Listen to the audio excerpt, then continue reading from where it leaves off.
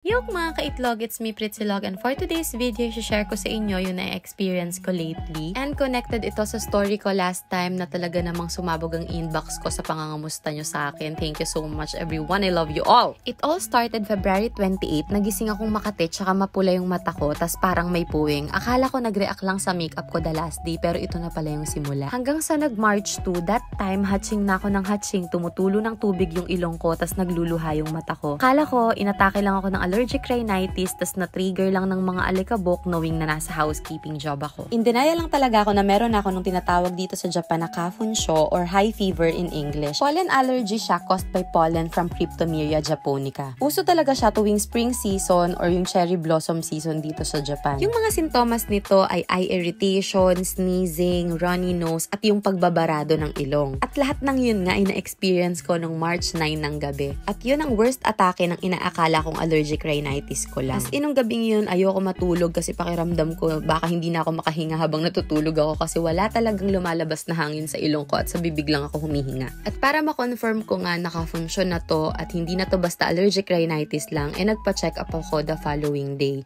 which is March 10. Naka-shades ako guys, wag nyo ko i-judge kahit hindi summer. Kasi nga sobrang pula ng mata ko niyan and gusto ko siyang i-protect sa hangin na may dalang pollen. Sunday nga nun, kaya medyo nahirapan ako na maghanap ng bukas na clinic, pero nakahanap din naman ako sa Shibuya. Ang daming nagre-recommend sa akin na bumili na ako ng gamot ng kafunsho sa mga drugstore, pero ayoko naman mag-take ng medication ng hindi prescribed ng doktor. Medyo sensitive kasi ako sa gamot guys kasi mabilis ako mag-react pag maling gamot yung maiinom ko. Ito nga pala yung nakita kong bukas na clinic sa Shibuya, Shibuya ENT Clinic. ENT doctors nga ang kailangan na tumingin sa atin kung suspected kafunsho ang case natin. 2 PM pa nga pala yung resume ng clinic kaya nakapila kami sa labas. Pagpasok ko sa loob, sinabi sa akin na nasa waiting list ako. Wala kasi talaga akong reservation nung araw na yan. Dito kasi sa Japan, halos lahat kailangan ng reservation, kailangan nakaschedule para smooth ang process. Naghintay lang ako na medyo lumuwag at matapos yung mga nakaschedule at ako na yung tinawag ng doktor. Pag-check nga niya sa lalamunan ko, sa mata ko, sa ilong ko, kinonfirm niya nakafunsyo nga ang meron ako. Buti na nga lang, marunong mag-English yung doktor sa napuntahan kong clinic, kaya na-explain ko ng maayos lahat ng symptoms na naranasan ko. Halos hindi nga niya ako makausap ng maayos, kaya may inispray lang siya sa ilong ko, tas pinag-nebulizer na niya ako. Nung nararamdaman ko ng mga moment na yan, hindi talaga ako makahinga kasi sobrang barado yung ilong ko. Wala talagang lumalabas na hangin. Tapos tumutulo ng maraming tubig yung ilong ko kaya nagluluha ako. Hindi ako umiiyak guys dahil sa sakit. Umiiyak ako dahil sa kati ng mata ko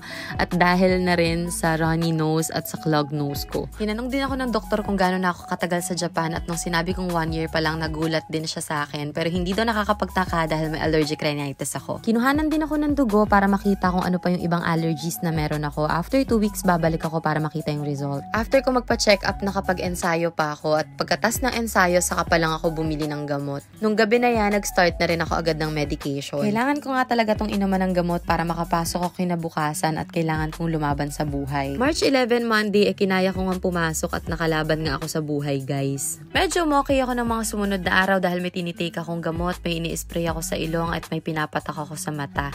Struggle lang talaga sa akin kasi kailangan kong mag-almusal para makainom ng gamot at makapagpatak sa mata at makapag-spray sa ilong bago makapag-makeup and everything. Hindi kasi ako nagbe-breakfast guys talaga kasi mas pinipili kong matulog kesa kumain. Pero may mga araw talagang sadyang windy sa Japan at sobrang lakas ng hangin at may dala itong kafunsho. Ito ang nagtitrigger sa pollen allergy ko guys kaya alam nyo ba takot na takot ako sa hangin nowadays. Dahil kahit meron na akong medication, meron na akong eye drop, nasal spray at gamot, inaatake pa rin ako ng mga symptoms pag uwi ko sa bahay. Sobrang kati ng mata ko, sobrang hatching ako ng hatching, at sobrang clogged nose ako. Grabe yung hangin, walang awa. Buti sana kung tatangayin ako papunta sa'yo. Bumili na rin ako ng glasses para i-protect yung eyes ko sa malakas na hangin. Pero ayun, minsan ganun pa rin naman. Parang naniniwala na talaga ako sa mga nag-comment sa TikTok ko dun sa pinost kong POV na 1 year pa lang ako sa Japan pero may kafunsyo na ako. Thank you so much po sa lahat po ng concerns ninyo. So much appreciated. Shout out po sa inyong lahat. Ja, mata.